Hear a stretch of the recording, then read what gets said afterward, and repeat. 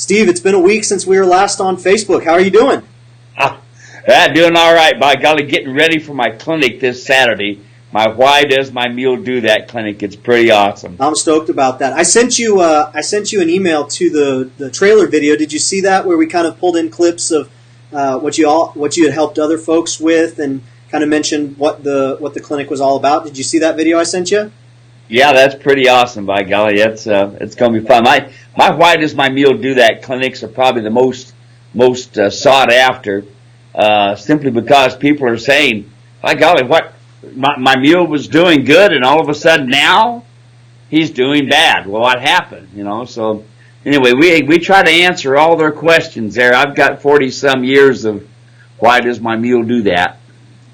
Yeah, absolutely. Well, folks, welcome to this live stream. We did this last Tuesday. We're doing it again this Tuesday. My name is Dave Shrine. I'm one of Steve and I have been buddies for a long time, and we worked together on his website, muleranch.com. And so I told Steve, I said, hey, we ought to give this Facebook Live thing a try. I got a new piece of software, and Steve goes, yeah, let's do it. So that's what we're doing. Judy Luce just hopped on, Steve. She says, hey there, Steve. Yeah, Judy, boy, she's part of my rah group.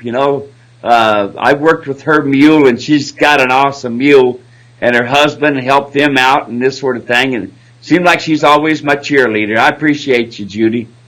Rocky, last week we were talking a whole lot, and Rocky had some questions about feed, and then questions about different illnesses and stuff like that. I know that we sent her a video of you with James Weatherford from Lake and Millen talking about feed, and that's something that I'm going to be making available and putting in the comments here below. So if folks want to find out in the comments, they can find the same video that we wound up sending to Rocky, talking about feed from last week. And then we talked a little bit last week about was it Buddy?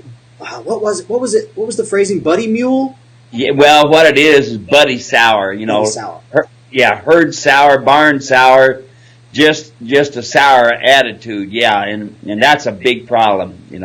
So if you missed last week, you want to go back, I'm going to put a link in the comment section. You can go back and check last week. But what we're talking about this week, what we wanted to start off talking was ropes. Now, I'm familiar with the come-along rope.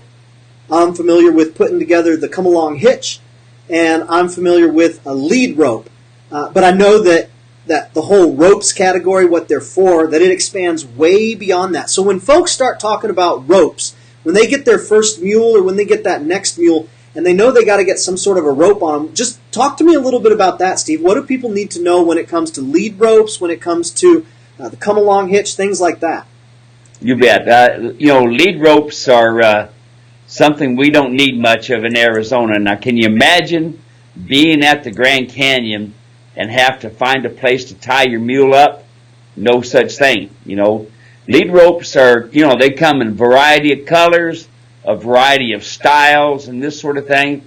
And people don't realize this one main thing about a lead rope. Lead rope is connected to your halter, and that halter is connected to your mule's head. But most important, it's connected to the mule's nose. Now, mules are very, very sensitive about their nose, and they care more about their nose than they do their mouth. That's why I use a mechanical hackamore a lot, and I also use a Bozalis depending on the type of mule that's coming out. But let's go back to this.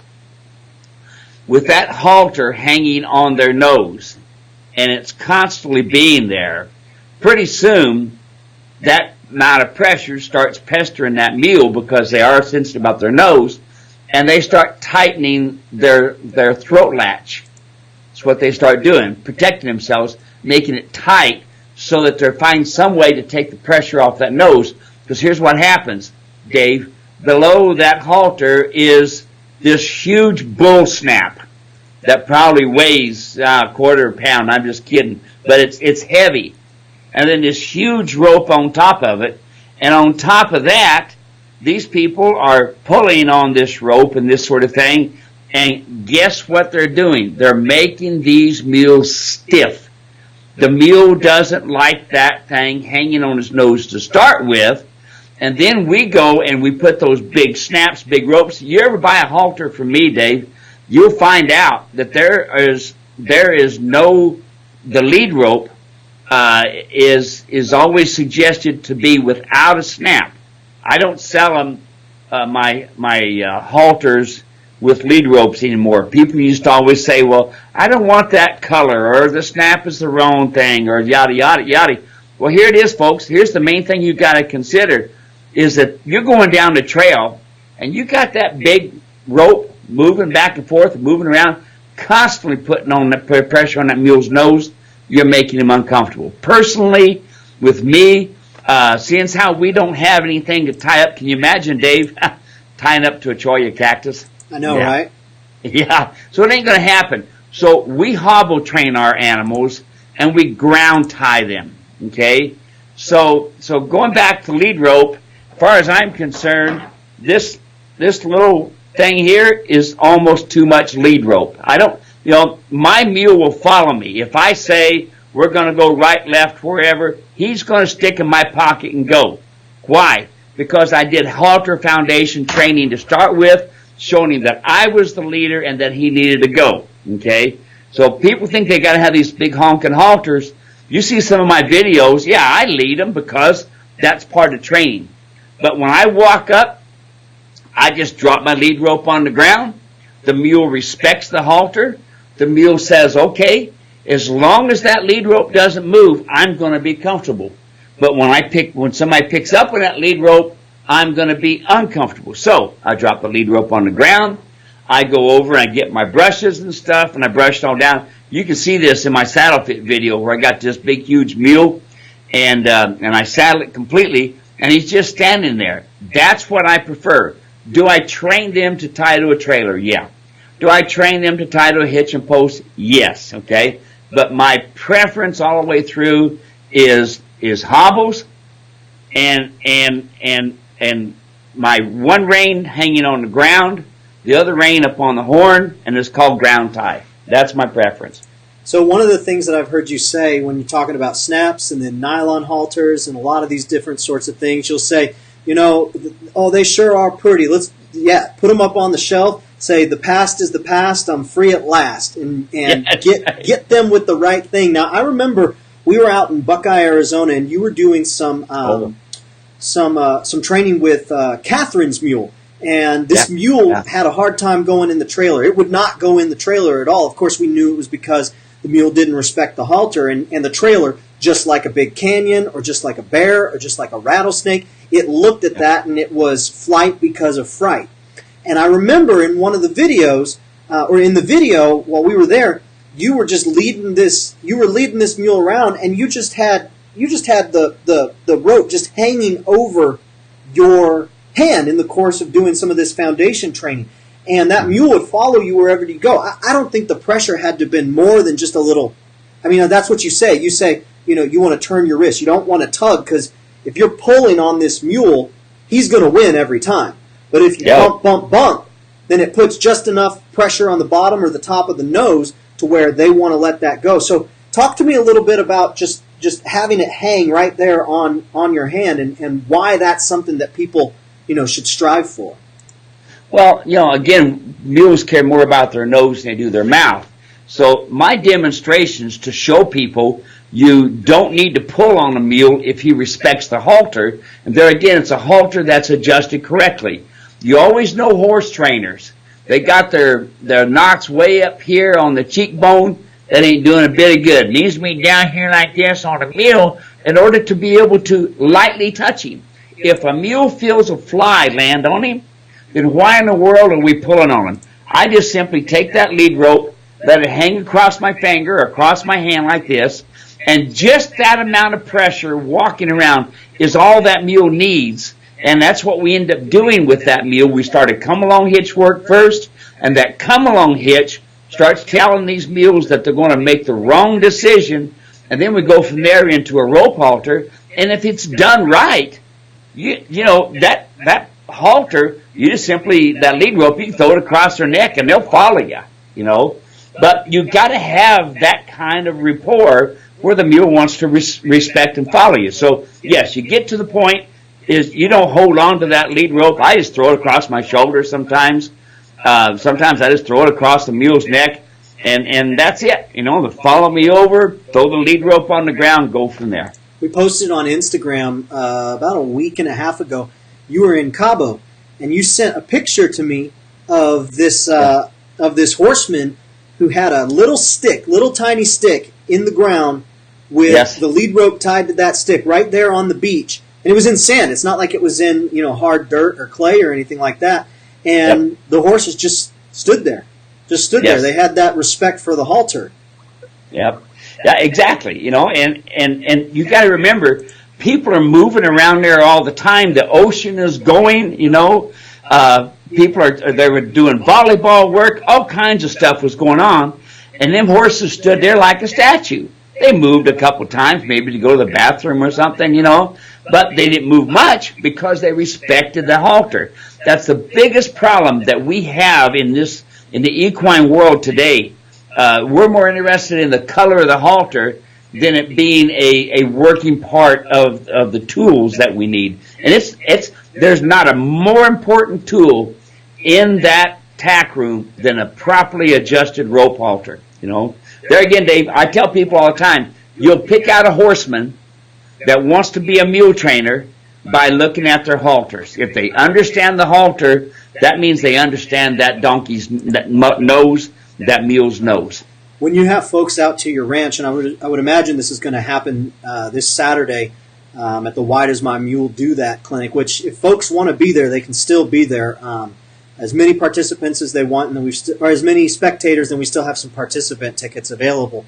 So come on out to Queen Valley. Meet me, meet Steve. It'd be a lot of fun. But when folks come out to your ranch, every single time, of course, I'm there with the video camera capturing everything, but every single time they throw that rope halter on their mule, and we spend a good 15 minutes getting that thing adjusted. It's not something that you just throw on there. Sometimes it's to the point where they're so stale that you break out a new halter and you say, look, you want to get rid of that one. You can't use that one anymore. You need this new one, and we need to get this adjusted. Talk to me a little bit about the adjustment that you usually wind up making when folks come out and they show you what rope halter they've been using, and you have to get one of yours. What is it that you're ultimately trying to do with these adjustments on the rope halter? Well, the thing I'm always looking for, Dave, is what's best for my mule. What's best for my donkey. That's what I'm interested in. Mm-hmm. And the least I can do to get a lot from my mule and donkey, that's what I want to do. So when I see a halter, I automatically see how it's just hanging on their face. And when it's just hanging, you got to remember, when it's up here, it's only on bone. It has no way to communicate other than to nerves, and there's not that much in the way of nerves there. And then when it's hanging way down low here, and there's nerves on both sides of the jaw, it's not communicating. You end up pulling on the animal, making the halter work. And that's my key thing with his halters and bits. We want to make it work by pulling on it. Okay, your feet aren't moving, I'm going to pull harder. Your feet ain't going to move it, I'm going to pull harder. And the mule ends up bracing you. So I usually adjust the knots that are out here. I adjust them down to here on the nose, and they're just there. They actually roll. When we do the Why Does My Mule Do That video, you'll see the two knots. Just pretend these are the knots here, and they're right over top of the nostril. Mm-hmm. And as that knot, as you take and turn and go to the left knot goes into the nostril. As you go to the left, the right knot goes into the nostril, mm-hmm. The left knot comes away. So what happens is it becomes a place that's easy for the mule to figure out. There's pressure here, there's no pressure here, I'm supposed to go to the left. And that's the idea of those knots being in the nostril. Sets right in that nice cup, sets in there, and it just rolls nice and easy. The pressure goes against the nostril, the pressure comes away from the nostril, the mule turns. But when it's up here on bone, that's why people got to pull so much. That's one of the biggest things that we have problems with today is the 5 major neck muscles on the mule's neck are stiff because people are pulling on them. So I adjust the halters to be snug, kind of like a hackamore, kind of like a bozales around the nose. I can touch both sides of communicating here, both sides of the nose, perfect. Now I can go right, left, stop, and go. So I know one thing that's really up and coming is the donkey. Is this all applicable to the donkey as well? Do I just take everything that you're saying about the mule and apply it to the donkey? Do we want the same thing with the lead rope? Do we want the same thing with the rope halter? Do we want the same thing with the come along? Is it a direct carryover when you start talking about the donkey? Absolutely. That's Dave. That's where I learned a lot of this stuff is with the donkey, but using the come along rope. Absolutely. These donkeys have become so popular today.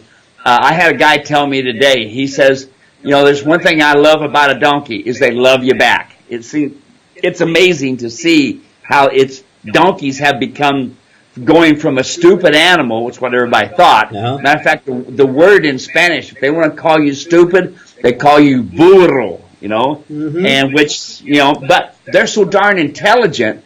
People think that they didn't get it. Mm-hmm.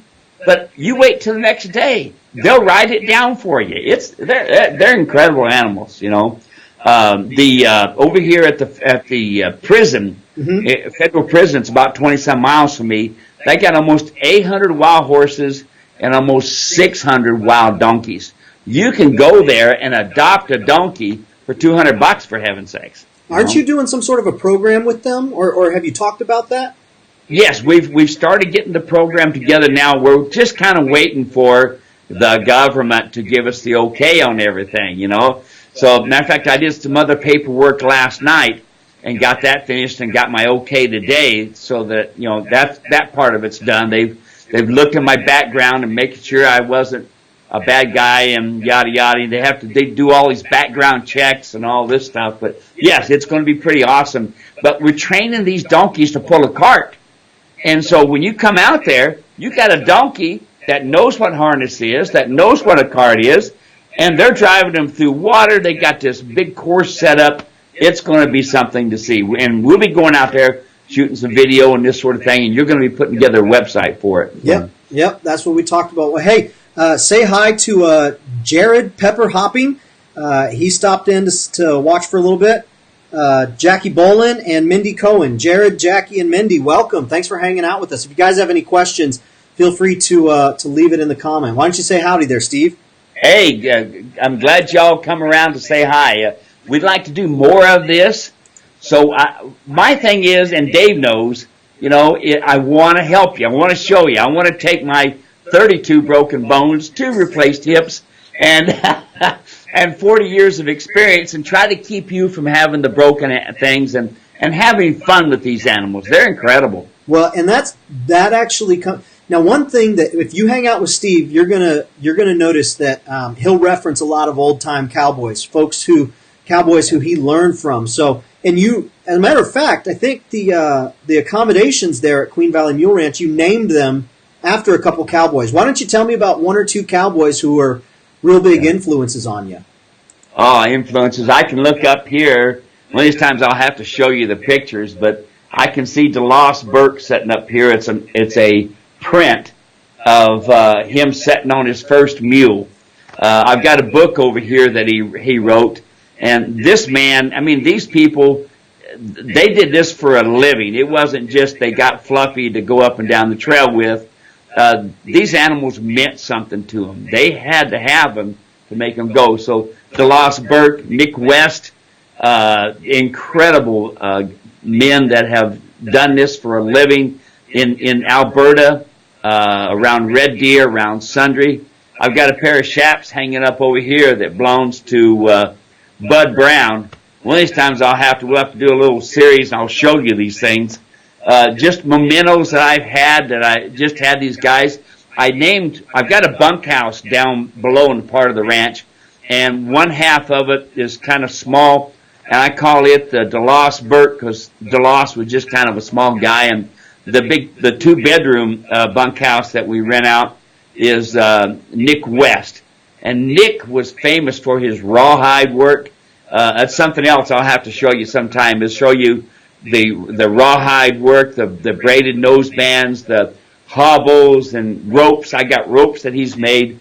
And Bud Brown, he's history here in Arizona. I mean, anytime you mention Bud Brown, you think of Bud Brown's Barn. It used to be a great place to go eat and listen to cowboy music, and he was known for long line driving. He took in when we had our 200-year centennial, he drove from Arizona to Valley Forge, Pennsylvania, with a 6 up of mules on a wagon. Incredible, you know.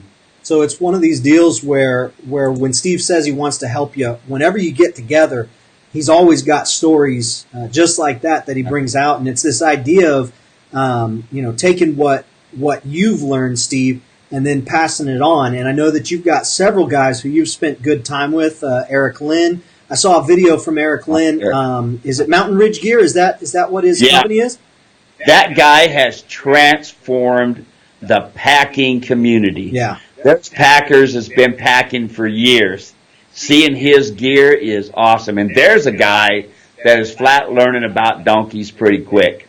Yeah, I was watching on YouTube. Of course, I'm always looking out there trying to see what folks are doing, where it looks like we can help. And I found a video of Eric, and he was explaining with a donk, and he was saying, you want your halter 2 fingers above the nostril right here. With I think he was using the come along hitch at the time, and he was showing folks. I was like, man, he has learned the ways of Steve Edwards. Of course, you've taken what other cowboys have done, and you've built upon it. I know Eric Palmer has learned a whole lot from you. There's lots of folks who have learned a whole lot from you, and one guy that keeps coming up that you keep running into is Toby Cook. And I got a video here. I don't know if you'll be able to see it, but you know which video I'm talking about. You were out on a clinic a year and a half ago or so, and you came and met up with Toby Cook, and he was on his second mule, and he talks a little bit about your saddle. And of course, I would have you set it up, but you actually set it up in the video. So I'm going to click play on this video here, and then we'll come back. But this is Toby Cook, someone that Steve has spent a lot of time with. And he'll tell you how he found Steve in this video here. So go ahead and watch this. Hey folks, boy, I tell you what, we've been here in Missouri, Frederickstown, Missouri, and you can't believe it. We had a great time training mules, but I got to meet my brother in the Lord and say hi to him again, Toby Cook. Now Toby's not a big guy, he's a very big guy, and he's been riding one of my saddles for about 3 years. And I'd like to have Toby come over here and visit with you and tell you a little bit about what he's experienced in the past 3 years with his saddle. Be sure to go back a little bit and see the size of this guy compared to me. Toby, now I'm standing up, and you can see he's about 3 of me. He's a pretty good sized fella. So Toby, my brother in the Lord, you not only know Christ as your Savior, but you're a mule rider, right? Yeah. Now tell me a little bit about your mules that you had, the saddles that you had. Give me an idea. You kind of told me before, but let's go ahead and tell the folks so they can see it. Started with a Circle Y parking trail. Didn't really get along good with it. Couldn't get it to tighten up on my mule. Nearly cut my mule in 2. Trying to tighten the girth enough to hold the saddle on. Traded for a different Circle Y saddle. Great saddles, just didn't fit the mule. Traded and got a Billy Cook and had the same issues. And what kind of issues was it? He would grunt going downhill, and I later found out through Steve that was the saddle sliding forward and continuing to cut his wind off more. I had his girth way too tight, trying to do a job, trying to force the saddle to fit. I got bad scalding marks on my mule's scapula right area. Behind the scapula area. Gave him a saddle sore on his back, and I gave up, and I called every saddle manufacturer in the Mules and More magazine. I got one call back, and 3 days later we played phone tag, and I bought a saddle and a breeching and a saddle pad and 2 cinches and a press collar, and basically he's got a slick fork saddle is what he's got. Since he's not exactly a little guy, he need to have a saddle to hold him into place. And one of the things about it too is his saddle would roll when he tried to get on it. But now that's why I kept tightening it up, thinking I wasn't tightening my saddle enough. Yes, sir. Yeah. So now you've been doing okay. You're on your second mule now. Yeah. And the saddle been working out good on the second mule. He's a little smaller than that other one. We had to readjust again a little bit today. You helped me get my breeching and everything more in line. I can still ride 20 miles and come in with a loose girth, and people run up and they want to know, oh, before you get off, you got a loose girth. Yeah, it'll be fine. No, I mean, it's like loose, like you can see daylight under it. I said, it'll be just fine. So I had to get off and on my mule several times on trail rides just because people can't believe that as big as I am, I can get on and off a saddle without having the girth cutting the mule's wind off. Yeah. Yeah. Makes it pretty nice. So now he's got a new mule, a gated mule, and was your other mule gated too? He was out of a Tennessee Walker, but I never could get him to gate. Okay. That's the reason I bought this one. So this one here is gating really good for you. Yeah, well, good. Well, awesome. Well, Toby, my brother, it's good to seeing you again. Thank you so much for coming to the clinic. Glad to be here. Always proud to come and watch and learn. Yes, sir. Well, we had a good time this weekend. Had a lot of mules, seen a lot of folks. Yeah. Met some friends, and yeah, mule folks are kind of different. We all get along good. It's a good deal. It sure is. All right, blessings. So there you go. I thought that was a great video. Toby, I've never met him, but I've heard you talk about him a whole lot. And on your website, on all of the different saddle pages, we've got a picture of Toby into his saddle, and that thing stays placed. So yeah, what a great guy. Oh, golly. That's one thing I never thought I'd be leaving my ranch here. Traveling all over the United States, actually all over the world. I need a lot of neat people, and Toby's one of them. I have. And he said, Steve, this is Bill Higgins in Indiana, and the sad story was somebody stole his saddles and stuff. And he bought my saddles, what's it been? It was 2010. And Bill is not a little guy either. He's right at 300 pounds. He's a big feller. Mm-hmm. And he said, your saddle's the only one that stayed in place, and your saddle's the only one that's withstood what I do with them. And that's a blessing, because that's what I do. All of my saddles, I personally design these saddles, Dave, and I know that I could probably do better. But right now, it's the best I can do, and I learned a lot of that from packing, and these guys like Toby right there, to hear what he has to say. That's a wonderful thing. I want people to know I want to help them, but the stuff I designed is because I beat myself to death to figure it out, Yeah, well, what you always say is, what you learn from the mule, and one of the things that I think is great is that, so I've been doing video for you for the better part of well over a decade, I guess now. And some of the things that I heard 10 years ago are a bit different than some of the things you say now. And I like that because it's one of those deals where you're constantly learning, you're constantly adjusting. There's some things that I know you've changed about your saddles over the years. I know you've changed about some of your tack over the years. You've changed some of the bits that you've used over the years, and it's because you continue to learn. It's continued to evolve and continue to make them better. But one of the things that I like about your saddles is they all have the same tree, right? They're all based upon the same tree. And so what Toby's using, I don't remember which one you said he was using, but what Toby's using, it's the same as all the others. It's just some of the outside that looks a little bit different. Is that correct? That's basically it. It's the tree is important. The bars are important, how they lay on the animal's back. Because what happens is everybody thinks the whole tree has to fit the whole back, and that's not true, because you have the scapula, and right next to the scapula you've got a pocket, and you'll see the majority of white hairs is in that area. Why is that? Because people over-tighten the front cinch. Really, the only part of the saddle that you really want to truly be sitting on the mule's back is right where you sit, right in that area. So you've got an 18-inch bar. Roughly about 12 inches is what you really want to be on that animal's back, right where you sit, so that it supports your weight. Where the rigging plates are, that's extremely important. It's just things that with packing freight, I've tried to figure out a way to keep my saddles balanced because there's nobody up there. So changing rigging plates, changing angles of the bars, all of that stuff has all been really important. But, I've got a great company building my bits for me, Rainsman, all American. Everything I've got, buddy, is American. And everything I've got, I didn't just buy somebody's tool and say, here it is, go put it in the mouth. And all of my stuff is what I've learned. I designed it because of what I learned from the Mule. Yeah. One of the things, too, that I think is important for people to know, at least I've noticed this over the years, is we say, so if anybody searches Mule saddle on Google, your site comes up first, and that's because, for all of the reasons that folks love your saddles. Like it pops up first, but it says they're guaranteed to fit your mule. And I know that you've gotten phone calls of folks saying, "Oh, Steve, I can't get it to fit. Oh, Steve, it's not working. You said guaranteed to fit your mule, but it's not fitting mine."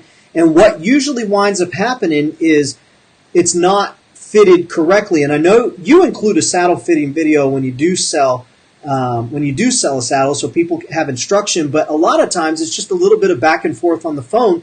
And one of the things Toby mentioned was, we had to make some adjustments with this new Mule, and you were working with them to get everything fitted correctly. What are some of the things that, when folks are putting that saddle on top of the Mule, assuming that they've got the right saddle, that they go wrong with some of the adjustments? Where are some of the things that maybe they've seen some other folks do, or they've seen on a horse, that need to be different when it comes to fitting their Mule?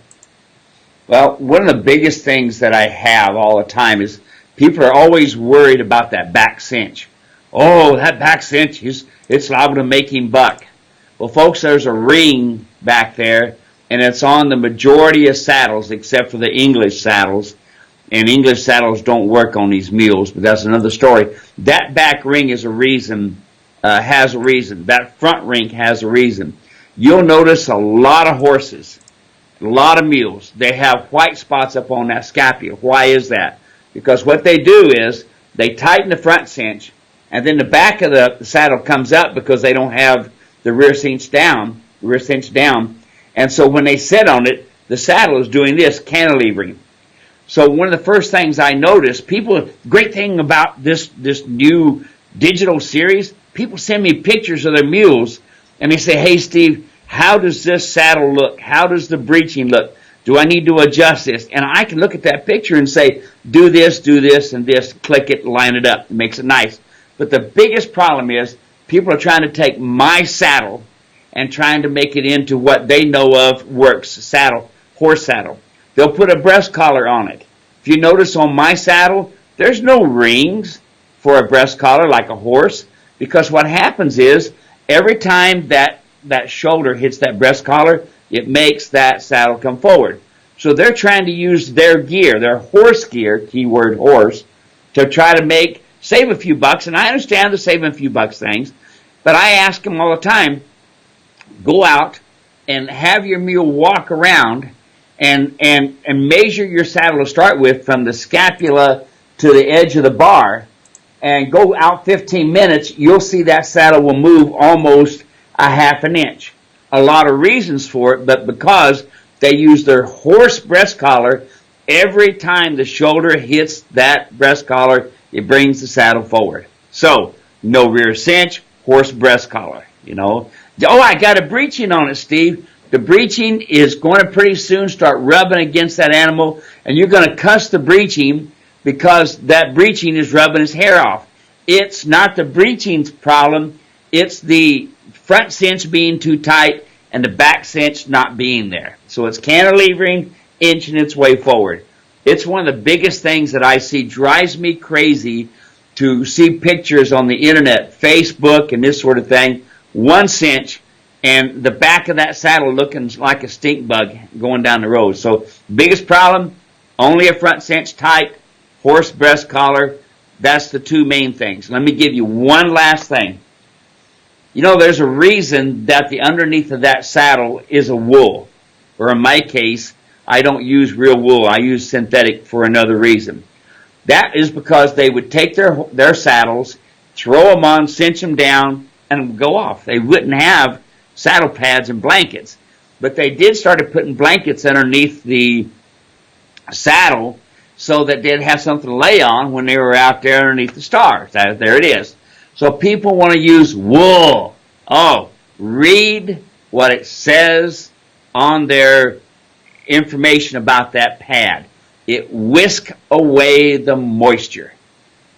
It's taking what's the natural way for that animal to stay cool, natural way for him to lubricate, and the wetter that blanket, that pad is, the wetter it is underneath there, the better it is, you know. And so people all the time are saying, gee, my saddle goes forward. Well, that wool is slick. Oh, we did a video, didn't we? We did. On that.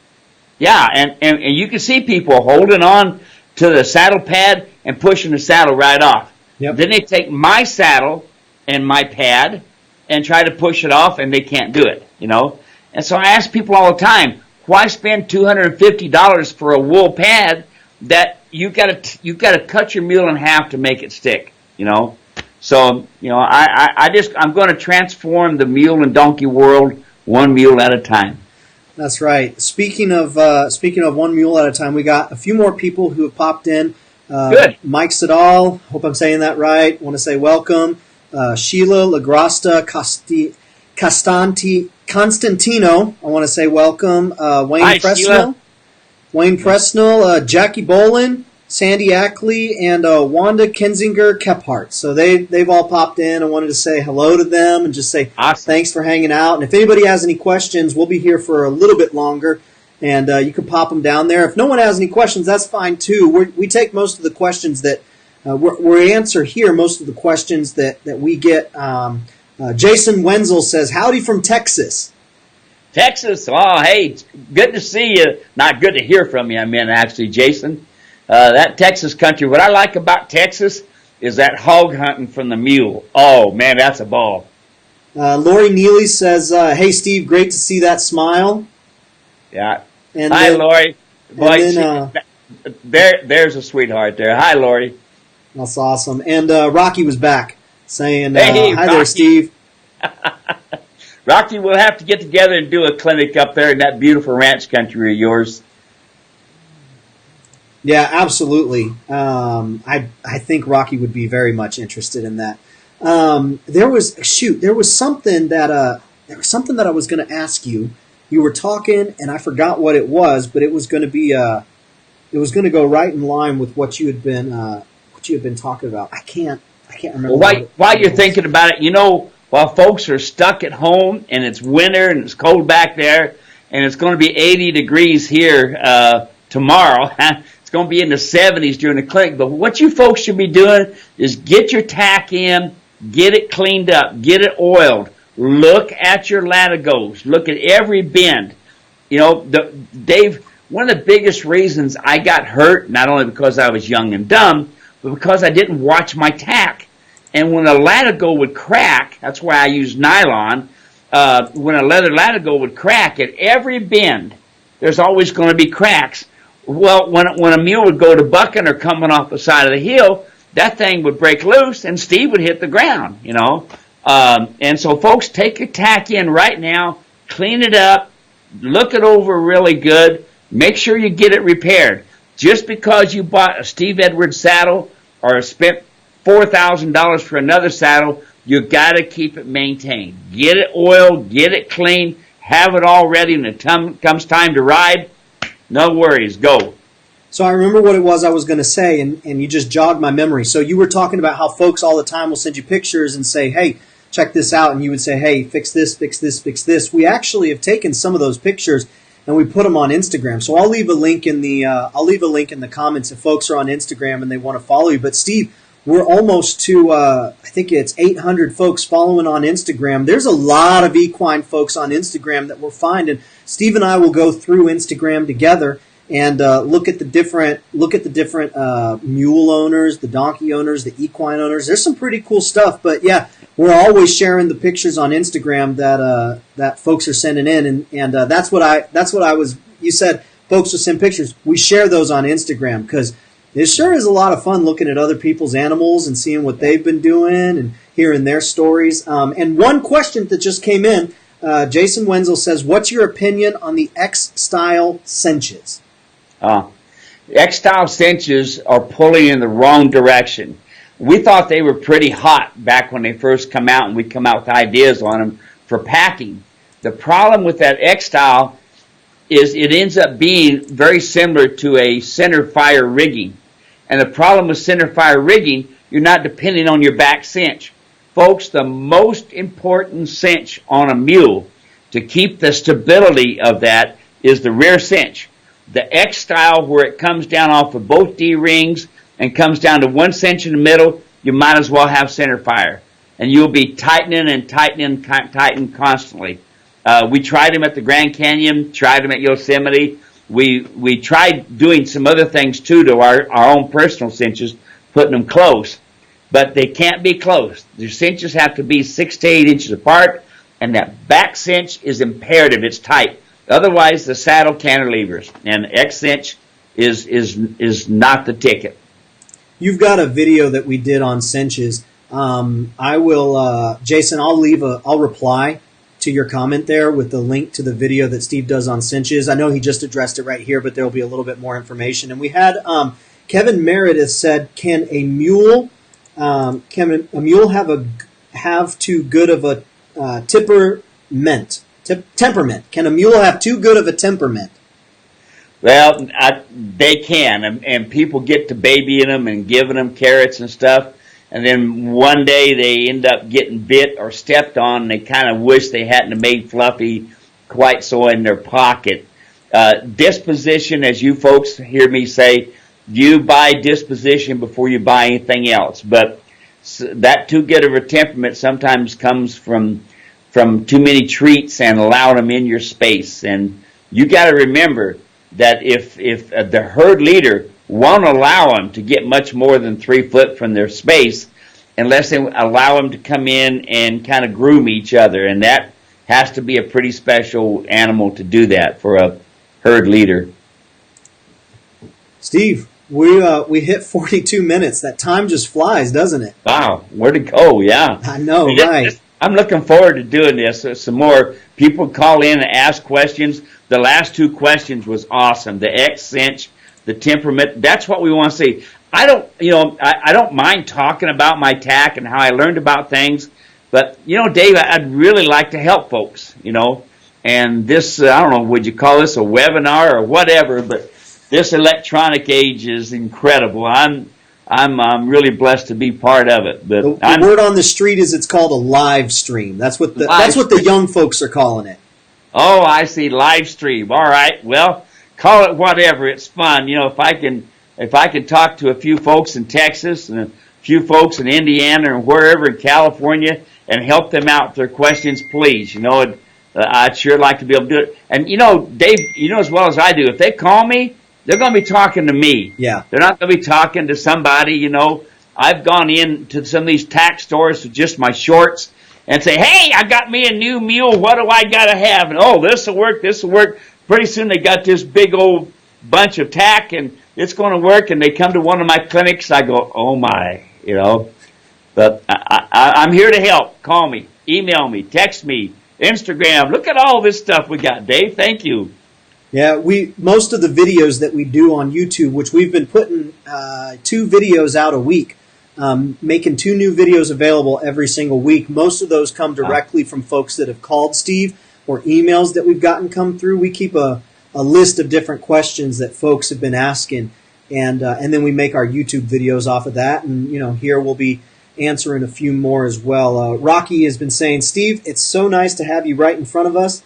Great way to reach folks, Steve. And I'll tell you what, folks, if you want to help get at the resources that Steve's putting together, if you want to help get that out, the best way to do it on social media is to share it to your page or to share it directly with folks who are getting into the mule and donkey world, to let them know directly. It's great to like and it's great to comment, and certainly that's why we're here. But if you want to help, kind of spread the word a little bit more, the best way to support what Steve's doing on social media is to share it with folks, whether that's onto your page or whether that's like tagging folks. So if there's someone that that would really benefit from today's conversation, we're talking about saddle fitting. We showed the video of Toby. We were talking a little about rope halters, lead ropes, come along hitch.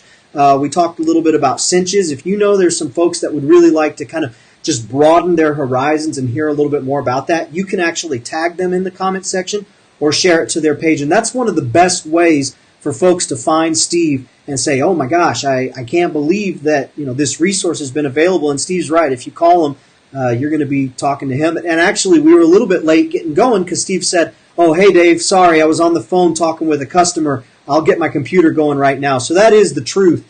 And so, yeah, absolutely give Steve a call, and you'll have his phone number here in the comment section. Steve, we've had some great folks here. Judy is still watching. She says, thank you, Steve. You've helped us so much. Love sharing your tremendous talents with mules. Kevin Meredith says, hope you get back to Ohio soon. And then, of course, Rocky is just supporting as ever. So true. Share away Instagram. Take off like gangbusters. And Steve's number is another great tools for folks to use. So, or hashtags is what she's saying is another great tool for folks to search. So, Steve, that's it for today. Is there anything you want to say before we sign off? No, just remember, folks, Jesus is Lord. That's right. Absolutely. Thanks so much, everyone. If I know that there will be some comments coming in. If anybody's watching and didn't get their questions answered or watching the replay have questions, Steve and I both monitor it, and we'll make sure to get those answered for you. And other than that, have a great rest of your day, and God bless. Amen. Bye-bye.